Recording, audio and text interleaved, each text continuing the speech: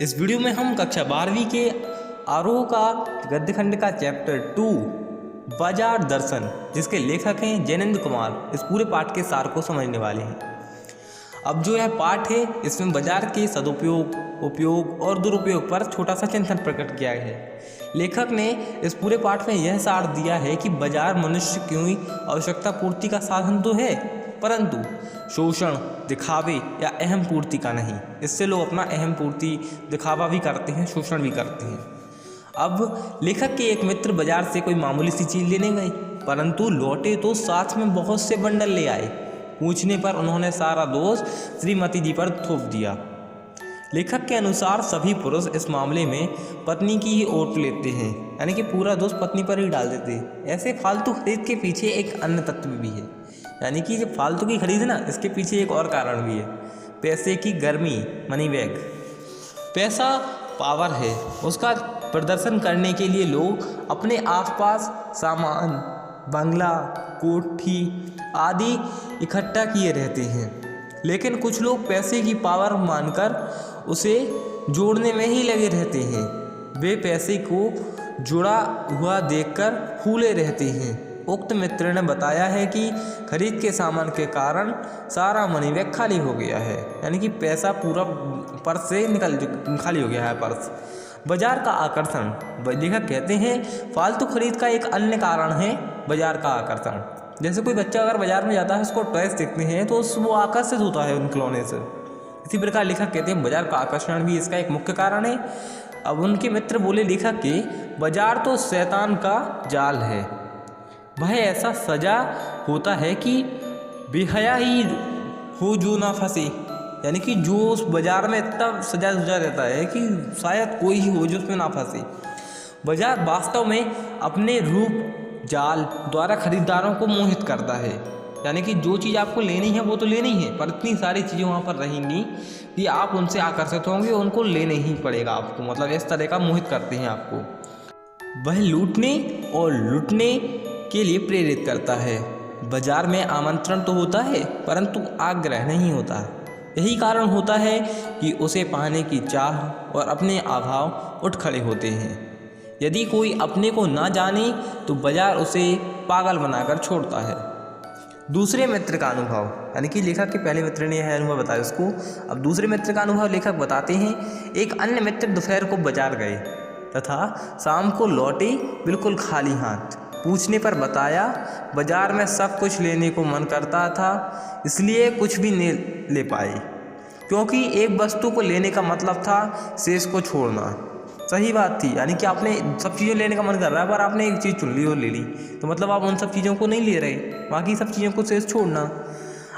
अगर अपनी चाह का पता नहीं होता तो सब और की चाहें घेर लेती हैं, यानी कि आपको मतलब कोई चीज़ तय नहीं है कि आपको लेना क्या है, तो मतलब हर चीज़ आपको लगेगी कि उसको ले लो।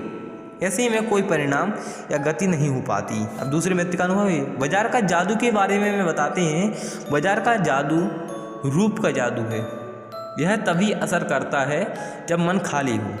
खाली मन होने पर सब ओर का निमंत्रण पहुंच जाता है, सब चीज़ें खरीद लेने का मन होता है, परंतु यह जादू उतरने पर पता चलता है कि ये वस्तुएं आराम पहुंचाने की बजाय आलस्य बढ़ाती हैं। हाँ, इससे स्वाभिमान और अभिमान बढ़ता है, संसार की जकड़ भी बढ़ती है। जादू को रोकने का उपाय यह है, बाजार के जादू को रोकने का उपाय यह है कि बाजार जाने से पहले मन खाली ना हो, मन में लक्ष्य होना चाहिए, तब बाजार तुमसे कृतार्थ होगा, यानी कि तब आप उससे मतलब मोहित नहीं होंगे इतने ज़्यादा कि आपको मतलब तय रहेगा कि आपको वो चीज़ लेनी है तो लेनी है, आपका एक लक्ष्य। बाजार की असली कृतज्ञता है आवश्यकता के समय काम आना, यानी कि जब आपको उस चीज़ की आवश्यकता हो तब आपको मिले वह चीज़। खाली मन और बंद मन का अंतर। बंद मन का अर्थ होता है शून्य हो जाना। शून्य होने का अधिकार सिर्फ परमात्मा का है, सिर्फ भगवान का ही है। मनुष्य तो अपूर्ण है, यानी कि मनुष्य के पास कोई ना कोई चीज़ की कमी रहती ही है, इसलिए उसमें इच्छाएं उठेंगी ही। इच्छा का विरोध करना झूठ है, यह डांट देकर मन को बंद करना है। यानी कि आपको इच्छा तो है, पर आप कहते हैं रहने दो, अब मतलब अपने आप को डांट देकर बंद कर देना है अपनी इच्छाओं को। यह लोभ का जीतना है नहीं है, यानी कि आपने अपने ऊपर विजय प्राप्त नहीं कर लिया आपने अगर उस चीज़ को छोड़ दिया, बल्कि लोभ की जीत है मन को बलात्बंद हो तो हठ योग है।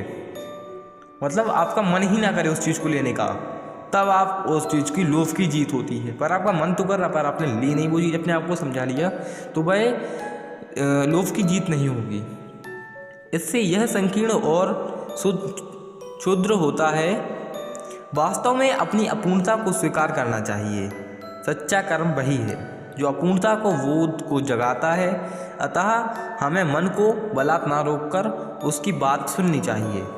यानी कि जब आपका मन जो चीज़ का लेने का करे वह उसको करना चाहिए, अपूर्णता नहीं रहनी चाहिए, क्योंकि वह उससे उद्देश्यपूर्ण है। हाँ, मनमाने की छूट मन को नहीं होनी चाहिए, यानी कि आपको जो मन करे वही ले आप, वो नहीं, पर जो आपकी आवश्यकता की चीज़ है उस चीज़ को आपको लेना ही चाहिए, क्योंकि वह अखिल अंग है आपके। इसलिए बाजार को अपने आप पर हावी ना होने दें। आप बाजार पर हावी होकर रहे हैं, अपने मन पर कंट्रोल करें। भगत जी का किस्सा लेखक लिखते हैं। लेखक के पड़ोस में एक भगत जी रहते हैं। वे चूरन बेचते हैं। उनका नियम है कि वे प्रतिदिन 6 आने से अधिक नहीं कमाते, यानी कि मतलब 6 आने उस समय पर बहुत होता था, इसलिए वो 6 आने से ज़्यादा नहीं कमाते थे। इसलिए वे अपना चूरन थोक बाजारी को ऑर्डर पर नहीं देते। निश्चित समय पर अपनी पेटी उठाकर चूरन बेचने निकल जाते हैं। चूरन हाथों हाथ बिक जाता है। कुछ लोग तो भगत जी के प्रति सद्भावना प्रकट करने के लिए चूरन खरीदते हैं, यानी कि उनके प्रति सद्भावना खरीदने के लिए, मतलब जैसे कोई गरीब व्यक्ति है, अब वो कोई चीज़ बेच रहा, आप जाकर उससे कोई भी चीज़ खरीद लें, आपकी ज़रूरत भी ना हो, तो मतलब वह होगा सद्भावना दिखाना। इसी प्रकार भगत जी के साथ भी लोग ऐसा ही करते हैं कि मतलब सद्भावना दिखाने के लिए उनसे चीज़ खरीद लेते हैं। जो ही 6 आने की कमाई पूरी होती है, वे सोच चूरन, मतलब जो बचे हुए चूरन होते हैं, वह मुफ्त में बांट देते हैं। वे सदा स्वस्थ बने रहते हैं। लेखक का विश्वास है कि ऐसे भगत जी का पर बाजार का जादू नहीं चल सकता। वह शायद निरक्षर हैं, अनपढ़ हैं, यानी कि उनको लिखना नहीं आता, पढ़ना नहीं आता, बड़ी बड़ी बातें भी नहीं जानता, परंतु बाजार का जादू उससे मतलब उसके सामने बेबस हो जाता है। यानी कि बाजार कितनी मनमोहक चीज़ें होती हैं, फिर भी उसके सामने सब बेबस हो जाता है। पैसा भीख मांगता है कि मुझे ले लो, परंतु इस निर्मम व्यक्ति के मन में पैसे पर जरा भी दया नहीं आती। यानी कि मतलब भगत जी के 6 आने की कमाई हो जाती, वो हर चीज़ को फ्री में दे देते लोगों को। मतलब पैसा उनसे कहता है कि भैया मुझे ले लो, मतलब बेचो चूरन को, पर वो फ्री में मार देते। इसलिए लेखक ने इस तरह की बात लिखी है। पैसे की व्यंग्य शक्ति। पैसे की व्यंग्य शक्ति दरुण है। पास से मोटर गुजर जाए तो मन में गहरी व्यंग्य की लीक उठती है। हाय, तेरे पास यह मोटर क्यों नहीं है? मतलब कोई गाड़ी है अगर किसी के पास, आपके बगल से निकल जाए, आप सोचोगे मेरे पास ये गाड़ी क्यों नहीं है? तूने मोटर वाले माँ बाप के घर जन्म क्यों नहीं लिया? यह व्यंग्य शक्ति अपने सगों के लिए पृथ्वी कृतज्ञ मरना डालती है। यानी कि आप दोस्त इसमें निकाल कि आपने ऐसे माँ बाप के घर पे क्यों नहीं हो, परंतु उस चूरन वाले फक्कड़ के सामने वह व्यंग्य शक्ति पानी पानी हो जाती है। यानी कि उनको कोई इच्छा ही नहीं है, भैया हमारे पास इतना आगे अच्छे आना बस बहुत है। वह कौन सा बल है जो पैसे के व्यंग्य के सामने अजय रहता है? उसे नाम चाहे कुछ भी दे दो, परंतु यह सत्य है कि जहाँ तृष्णा है वहाँ यह बल नहीं है, जहाँ पर तृष्णा है वहाँ पर यह बल नहीं है। संचय की तृष्णा और वैभव की चाह के पीछे मनुष्य की निर्बलता ही काम करती है। यह मनुष्य पर धन की और चेतन की जड़ पर विजय है। यानी कि लोग अपने मन पर और धन पर दोनों पर विजय प्राप्त कर लेते हैं। भगत जी का बाजार के प्रति दृष्टिकोण। भगत जी सोचते क्या हैं बाजार के बारे में, आप बहुत देखते हैं। एक दिन भगत जी और लेखक की राम राम हुई। लेखक ने देखा भगत जी के सबके साथ हंस बोल रहे थे, यानी कि सबके साथ वह हंस बोल रहे थे। वे बाजार में खुली आंखें आते जाते, बाजार का सब माल भी देखते। उनके मन में सारे सामान के प्रति आशीर्वाद का ही भाव है, विद्रोह का नहीं, क्योंकि उनका मन भरा हुआ है।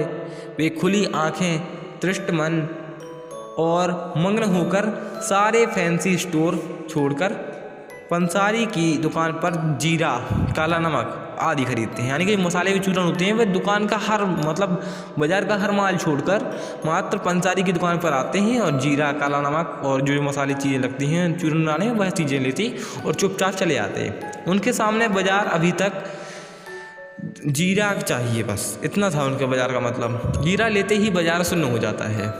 फिर चांदनी चौक के आकर्षण बुलाते रहे या कहीं चांदनी बिछी रहे या कुछ भी हो, उनका कोई मर्मता, वे उसका कल्याण ही करते हैं, आशीर्वाद ही देते हैं उसको।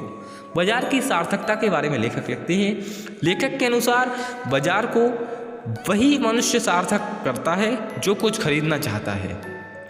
जो लोग केवल पंचरिंग पावर के बल पर बाजार के एक व्यंग दे आ जाते हैं, वे ना बाजार से कुछ लाभ उठा सकते हैं, ना बाजार उनका कुछ लाभ दे सकता है। ऐसे लोग बाजारूपन और कपट बढ़ाते हैं, फिर मनुष्य में परस्पर भ्रष्टत्व और नष्ट हो जाता है। यानी कि बाजार इस तरह से रहते नहीं। जो लोग खरीदना चाहते हैं, भैया बाजार जाएंगे सामान खरीदने के, बाजार बना रहेगा। अब जो लोगों को बाजार के बारे में अपना गप्पा फैलाएंगे, वो बाजार भी नहीं जाएंगे, तो उस प्रकार से बाजार नष्ट हो जाता है और वे ग्राहक और बेचक रह जाते हैं। यानी कि सिर्फ मान लो उनका मकसद यही रह जाता है कि ये तुम ग्राहक हो भैया और हम बेचने वाले हैं, विक्रेता क्रेता, मानो एक दूसरे को ठगने की ताक में हो। अब जैसे मान लो आज का समय है कि हम कहीं पर दुकान पर जाते हैं तो लोग बिल्कुल हमें ठगने की ताक में बैठे रहते हैं। ऐसे बाजार में शोषण बढ़ता है, कपट सफल होता है और निष्कपट मारा जाता है। ऐसा बाजार मानवता के लिए विडंबना है। जो ऐसे बाजार का पोषण करता है वह अर्थशास्त्र सरासर औंधा है या मायावी है या अनीति शास्त्र है। यानी कि इस तरह की कमाई का कोई मतलब नहीं निकलता।